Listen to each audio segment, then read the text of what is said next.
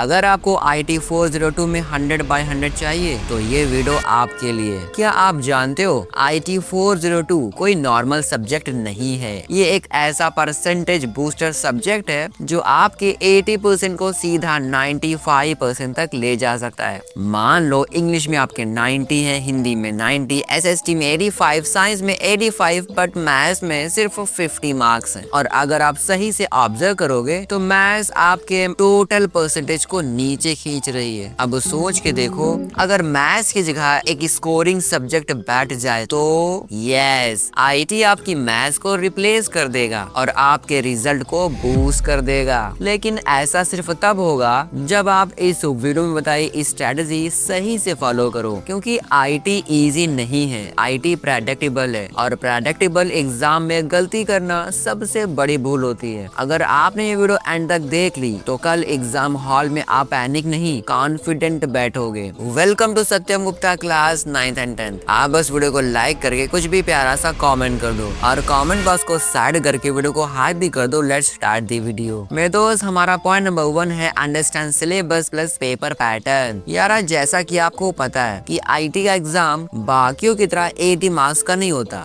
IT exam सिर्फ और सिर्फ 50 मार्क्स का होता है, क्योंकि 50 मार्क्स आपको फ्री में मिल जाते हैं from your school in the name of practical. यानी 50 मार्क्स का प्रैक्टिकल है और 50 मार्क्स का थ्योरी है। अब ये जो 50 मार्क्स का थ्योरी है ये भी 2 पार्ट्स में डिवाइडेड है, पार्ट ए और पार्ट बी। पार्ट ए है एम्प्लॉयबिलिटी स्किल्स और पार्ट बी है subject specific skills. Part A आपको 10 मार्क्स देता है, वही पार्ट बी आपको 40 मार्क्स देता है। अगर बात करें कौन सा यूनिट कितने मार्क्स देता है, तो पार्ट ए का यूनिट नंबर 1 2 मार्क्स देता है, unit number 2 3 marks, unit 3 1 marks, unit 4 3 marks, unit 5 1 marks, यानी टोटल 10 मार्क्स। अब अगर पार्ट बी की बात करें तो यहाँ पर है हमारे पास 4 यूनिट्स। तो यूनिट नंबर 1 आपको 8 मार्क्स देती है, unit number 2 10 marks, unit 3 12 marks. सोचो कितना हाई स्कोरिंग है भाई। यूनिट 4 आपको 10 मार्क्स देती है, यानी टोटल आपके पास 40 मार्क्स यहाँ से मिल जाते हैं। यार, ये तो बात ही सिलेबस की। अब चलो जल्दी से पेपर पैटर्न भी समझ लेते हैं और इसमें हमारा हेल्प करने वाला है CBSE का ऑफिशियल सैंपल पेपर। यार देखो, इन्होंने कितना सारा इन्फॉर्मेशन सैंपल पेपर में भी डाल रखा है। मैक्सिमम मार्क्स 50 है, टाइमिंग 2 आवर्स है। इन्होंने सिलेबस भी दे रखा है। पार्ट ए 10 मार्क्स का है और यहाँ पर objective type question, short question, 1 marker 2 marker ये सब भी दे रखा है। इसके बाद इन्होंने पार्ट बी में सब्जेक्ट स्पेसिफिक स्किल्स भी दे रखी है 40 मार्क्स का। 1 मार्कर कितने आएंगे, 2 मार्कर कितने आएंगे, 4 मार्कर कितने आएंगे, इन्होंने सब दे रखा है। एक बार सही से ऑब्जर्व कर लेना यार, ताकि आपके लिए सब कुछ बहुत ही इजी हो जाए। अब अगर आगे बढ़ोगे तो इन्होंने कुछ जनरल इंस्ट्रक्शंस दे रखी हैं। तो ये हमारे स्टार्ट होता है section A, objective type questions. तो यार देखो, क्वेश्चन नंबर 1 है आपके पास और इसके आगे कुछ पैटर्न्स हैं और यहाँ पे मार्क्स गिवन है 1 1 1 1। सारे क्वेश्चन 1 1 मार्क के हैं, सारे MCQ फिलहाल चल रहे हैं। क्वेश्चन 2 में भी सारे MCQ लग रहे हैं। अगर क्वेश्चन 3 देखेंगे, 4 देखेंगे, 5 देखेंगे तो सारे एक ही तरह के पैटर्न के हैं, सारे MCQ हैं, सारे 1 1 मार्कर है। अब क्वेश्चन नंबर 6 आते ही आपका सेक्शन बी स्टार्ट हो चुका है, जो कि है सब्जेक्टिव टाइप क्वेश्चंस। और ध्यान से देखोगे भाई तो यहाँ पर बॉक्स में 2 2 लिखा हुआ है, यानी कि ये सारे ही 2 मार्कर हैं और ये MCQ नहीं है, ये शॉर्ट टाइप क्वेश्चंस लग रहे हैं। तो यार क्वेश्चन नंबर 6 से 10 तक और 11 से 16 तक सारे ही 2 मार्कर हैं। थोड़ा सा और आगे बढ़ोगे तो हमें क्वेश्चन 17 से केस स्टडी बेस्ड क्वेश्चंस मिल जाते हैं और भाई ये हैं सब 4 मार्क्स के, यानी 4 मार्कर। क्वेश्चन 17 थोड़ा सा लंबा लग रहा है। क्वेश्चन 18 भी थोड़ा सा बड़ा क्वेश्चन है, ये अगेन 4 मार्क्स दे रहा है। क्वेश्चन 19 छोटा है बट ये भी 4 मार्क्स का है। क्वेश्चन 20 भी 4 मार्क्स का, 21 भी 4 मार्क्स का है। 21 तो बहुत ही लंबा लग रहा है भाई। तो यार दैट्स इट, ये था आपका सैंपल पेपर। अगर आपने सही से देखा तो स्टार्टिंग में आपके पास 1 1 मार्कर है, उसके बाद आपके पास कुछ क्वेश्चंस 2 मार्कर के हैं एंड एंड में आपके पास 4 मार्कर क्वेश्चंस हैं। और ये CBSE का ऑफिशियल सैंपल पेपर है 2025 एंड 26 के लिए। मेरे दोस्त, मैं आपको रिकमेंड करना चाहूंगा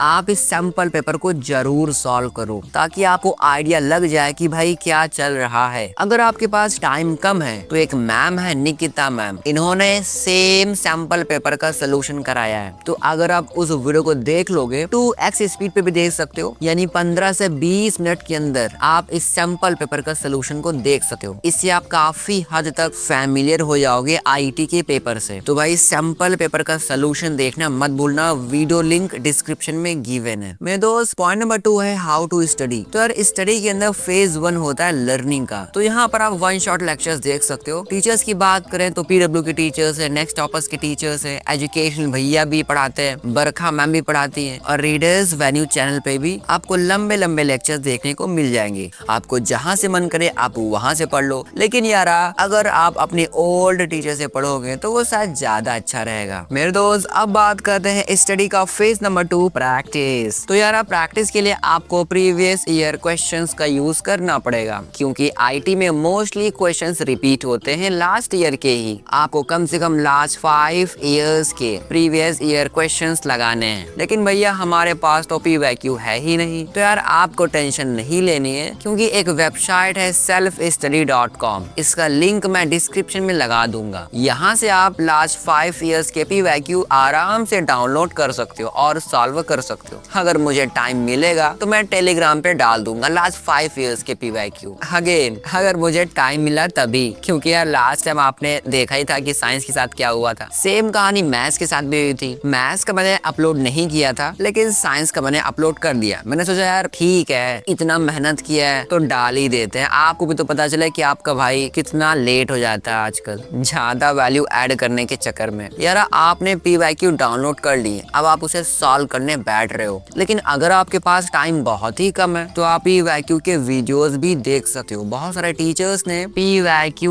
IT पेपर के डाल रखे हैं, तो उससे भी आप देख सकते हो। वहाँ पे PYQ सॉल्विंग का वीडियो लगा के आप उसे पॉज कर सकते हो और साथ में सॉल्व कर सकते हो। वीडियो स्पीड आप डबल रख दो ताकि आप हाफ टाइम में अपना काम कर पाओ। मेरे दोस्त आपने लर्निंग का काम अपने फेवरेट टीचर से कर लिया, प्रैक्टिस का काम आपने PYQ से कर लिया। अब आपको आ जाना है फेज 3 के ऊपर, जो कि है रिवीजन। और रिवाइज करने का काम आप अपने खुद के नोट्स से कर सकते हो। अगर आपके पास नोट्स नहीं है तो एक वेबसाइट है CBSE स्किल एजुकेशन। इस वेबसाइट पे ढेर सारे नोट्स आपको मिल जाएंगे, हर एक चैप्टर से, हर एक यूनिट से, तो आप देख सकते हो। इस वेबसाइट का लिंक मैंने डिस्क्रिप्शन में दे दिया, ताकि अगर आप प्रैक्टिस के बाद कहीं पर फंसो तो कॉन्सेप्ट को सही से रिवाइज कर लो। और भैया याद रखो, इस वेबसाइट के अंदर बहुत सारे एड्स आते हैं, क्योंकि ये फ्री की है, तो ध्यान रखना, इधर उधर मत चले जाना, पढ़ाई पे फोकस करना भाई। मेरे दोस्त हमारा पॉइंट नंबर 3 है कॉम्पिटेंसी बेस्ड क्वेश्चंस। तो यार जैसा कि आपको पता है कि 50% क्वेश्चन आजकल ओल्ड आ रहे हैं जो कि हैं PYQ, और 50% ही न्यू क्वेश्चंस आ रहे हैं जो कि हैं कॉम्पिटेंसी बेस्ड क्वेश्चंस। यार अगर आपके पास कोई ऐसा बुक है, टेक्स्ट बुक है, जिसमें ढेर सारे कॉम्पिटेंसी बेस्ड क्वेश्चंस गिवन है, तब तो यार बहुत ही अच्छा, आप वहां से प्रैक्टिस कर सकते हो। लेकिन अगर आपके पास कॉम्पिटेंसी बेस्ड क्वेश्चंस ज्यादा नहीं है तो आप YouTube पर जा सकते हो, वहां पर सर्च कर सकते हो IT 402 कॉम्पिटेंसी बेस्ड क्वेश्चंस। तो आपके सामने ढेर सारे रिजल्ट आ जाएंगे। बहुत सारे वीडियोस में आपको कॉम्पिटेंसी बेस्ड क्वेश्चंस मिल जाएंगे। मैंने देखा कि एक मैम है बरखा मैम, तो बरखा मैम ने ढेर सारे कॉम्पिटेंसी बेस्ड क्वेश्चन करा रखे हैं, तो आप चाहो तो बरखा मैम से पढ़ सकते हो। अदरवाइज आपको जहां कॉम्पिटेंसी बेस्ड क्वेश्चन मिल जाए आप वहां से पढ़ सकते हो। मेरे दोस्त हमारा पॉइंट नंबर 4 है टाइम टेबल। तो यार जैसा कि आपको पता है कि आपको अपने डे को 4 पार्ट्स में डिवाइड करना है, मॉर्निंग, आफ्टरनून, इवनिंग और नाइट, और हर स्लॉट से 3-3 घंटे की पढ़ाई करनी है। तो चलो इसी के अकॉर्डिंग हम अपना टाइम टेबल बनाएंगे IT के लिए भी। तो यार मॉर्निंग में 8 से 12 के बीच में हम करने वाले हैं पार्ट A। फुल पार्ट है सारे यूनिट्स, और 3 घंटे के अंदर आपको ये काम फिनिश कर लेना है कुछ भी करके, और यहाँ से 10 मार्क्स सिक्योर कर लेने हैं। अब आपको आ जाना है आफ्टरनून में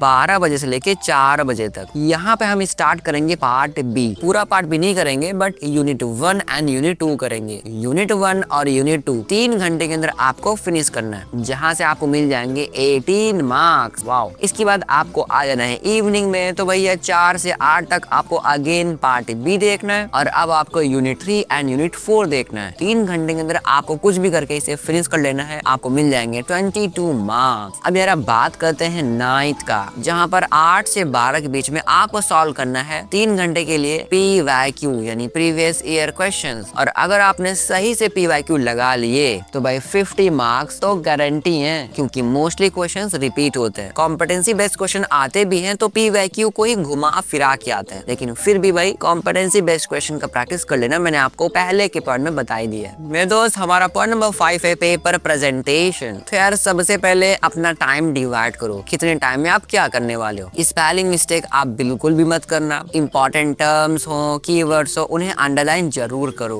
अगर डायग्राम आता हो तो बना दो। अगर नीट वगैरह है, मुझे नहीं लगता नीट पड़ेगी, लेकिन फिर भी पढ़े तो बना दो। और भैया स्टेप क्वेश्चंस में नंबरिंग जरूर लिखो, ये कंपलसरी है। किसी भी सॉफ्टवेयर के अंदर कुछ भी करते हैं तो स्टेप बाय स्टेप सब करते हैं ना, तो वही सारे स्टेप्स आपको लिखने होते हैं अपने आंसर के अंदर। लेकिन भैया अगर हमें कोई क्वेश्चन नहीं आया तो क्या करें यार, उस केस में भी आपको कॉपी भर के ही आनी है। आपको कभी कॉपी को ब्लैंक नहीं छोड़ना। लेकिन भैया अगर हमें कोई एमसीक्यू ना आता हो तो हम क्या करें यार, अगर आपको कोई एमसीक्यू नहीं आता तो आप सबसे पहले तो एलिमिनेट करने का ट्राई करो जो भी पॉसिबल ऑप्शंस हैं। 4 में से 2 ऑप्शंस आप एलिमिनेट कर दो जो हो ही नहीं सकते, बिल्कुल गलत है। अब आपके बचेंगे 2 ऑप्शंस। उन 2 ऑप्शंस में जो भी आपको सबसे क्लोज लग रहा है आप उसे टिक कर सकते हो। यार जैसा कि आपने सैंपल पेपर में देखा कि मोस्टली क्वेश्चंस 1-1 मार्कर के हैं, यानी एमसीक्यू हैं, तो आपको एमसीक्यू को भी सही से रेडी करके जाना होगा। एमसीक्यू आए तो बहुत अच्छा, लेकिन नहीं आए तो ट्राई करो एलिमिनेट कर दो मोस्टली ऑप्शंस, और जो लास्ट में बचेगा वही आपका राइट आंसर होगा। मेरे दोस्त अब बात करते हैं कॉमन मिस्टेक्स के बारे में। तो मिस्टेक नंबर 1 है केस स्टडी इग्नोर करना। यार केस स्टडी कभी इग्नोर मत करो, ये सबसे ज्यादा स्कोरिंग होता है। मिस्टेक 2 है एनसीईआरटी लैंग्वेज यूज ना करना। यार अगर आपने एनसीईआरटी पढ़ी है तो उसका लैंग्वेज जरूर लिखो, और नहीं तो कम से कम कीवर्ड्स तो जरूर लिखो, क्योंकि सीबीएसई कीवर्ड्स पे ही मार्क्स देता है। मिस्टेक 3 है पैराग्राफ भर देना। भाई बुलेट पॉइंट्स में आंसर लिखने का ट्राई करो, it is more good option. यार अब बुलेट पॉइंट्स आपको बुलेट की स्पीड से मार्क्स दिलवा देते हैं, इसलिए बुलेट पॉइंट्स में ही आंसर लिखने का ट्राई करो। यार मिस्टेक नंबर 4 है स्पेलिंग मिस्टेक्स। आईटी में ढेर सारे ऐसे कीवर्ड्स हैं जो काफी लंबे चौड़े हैं, काफी डिफिकल्ट वर्ड्स हैं, जहां पर स्पेलिंग मिस्टेक हो सकता है, तो भाई स्पेलिंग मिस्टेक मत करना। यार मिस्टेक नंबर 5 है मॉक टेस्ट लास्ट मोमेंट तक छोड़ना। लेकिन भैया ये मॉक टेस्ट क्या होता है? यार मॉक टेस्ट का मतलब होता है आर्टिफिशियल एग्जाम जो आपने खुद से क्रिएट किया है, बिल्कुल रियल एग्जाम के जैसे पेपर लेना, टाइमर लगाना, गिवन टाइम में सॉल्व करना। हाँ बिल्कुल वही है। तो भैया मॉक टेस्ट आपको लास्ट मोमेंट तक नहीं छोड़ना, एक मॉक टेस्ट तो जरूर करना है टाइमर के साथ। अगर यार पीवाईक्यू के थ्रू आप मॉक टेस्ट देना चाहते हो तो ठीक है, 2 से 3 पीवाईक्यू आपको सॉल्व करने हैं मॉक टेस्ट के दौरान, और ये सब कुछ आपको टाइम पर कर लेना है, क्योंकि अगर आप लेट काम करोगे तो मेरी ही तरह आपको भी बहुत सारी प्रॉब्लम्स हो सकती हैं। जैसे मेरे केस में वीडियो लेट आने पर व्यूज नहीं आते, बिल्कुल वैसे ही अगर आप अपना मॉक टेस्ट टाइम पे नहीं दोगे तो आपके मार्क्स खराब हो सकते हैं। तो ध्यान से मेरे दोस्त याद रखो, IT 402 कोई टफ सब्जेक्ट नहीं है, ये डिसिप्लिन स्टूडेंट का सब्जेक्ट है, और आपको बस एक दिन के लिए डिसिप्लिन रहना है। जो पैनिक करेगा वो 35 के आसपास लाएगा, और जो सही से स्ट्रेटजी फॉलो करेगा वो 45 प्लस लेके आएगा। कल का एग्जाम आपकी मेमोरी टेस्ट नहीं, आपकी मेच्योरिटी का टेस्ट है, और यार ये मेच्योरिटी आपको बस एक दिन के लिए ही दिखानी है। यार सोच कर देखो, आपने मैथ्स और साइंस जैसे बड़े सब्जेक्ट्स को भी निपटा दिया, उनके पर खच्चे उड़ा दिए। अब आईटी तो आपके लिए बहुत ही इजी चीज है, आईटी तो बहुत ही छोटा सब्जेक्ट है, और इसे तो बस आप फूक मार के ही उड़ा सकते हो और अपनी जेब में रख सकते हो। यार यकीन मानो आईटी एग्जाम आपकी लाइफ का बेस्ट एग्जाम बन सकता है, क्योंकि सच में भाई बच्चों का खेल है ये। ऑलमोस्ट हर एक स्टूडेंट के फुल मार्क्स ही आते हैं इस आईटी एग्जाम के अंदर, अगर वो थोड़ा सा भी पढ़ लेता है तो। यार मेरी बेस्ट विशेष आपके साथ हमेशा रहेंगी, ऑल दी बेस्ट। और ये आईटी एग्जाम आपकी लाइफ का बेस्ट एग्जाम होने वाला है, इस चीज को अपने दिमाग में आप बैठा लो। यार आप विनर हो, और विनर कभी हारता नहीं, वो सिर्फ जीता है, और इस बार भी आपको जीतना है। अब यार मोबाइल रखो और अपने आईटी सब्जेक्ट को जीतना शुरू करो, क्योंकि you are winner. But before that, if you find this video helpful, then don't forget to like it and share this with one of your friend. If you want to watch my other videos, you can watch by clicking on the screen. I will meet in that video. Till then, bye bye bye.